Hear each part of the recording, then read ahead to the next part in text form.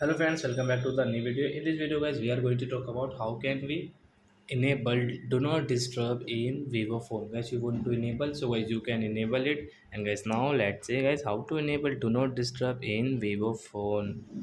So before starting video friends, I want to tell you, if you're new in my channel and you're watching my video first time, so first of all go and subscribe my channel, click the bell icon and like my videos. So guys, first of all guys, open your phone setting.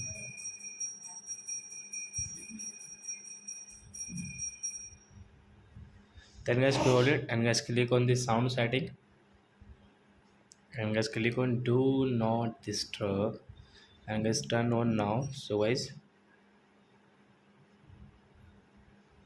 do not disturb will enable in our Vivo phone guys, and after that, guys you cannot listen any sound like call ringing guys, notification ring, alarm ring, like that.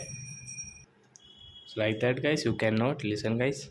So I hope friends you have understood how to enable do not disturb in Vivo phone. So that's it guys, thanks for watching my video. Now we will meet on next video with new topic.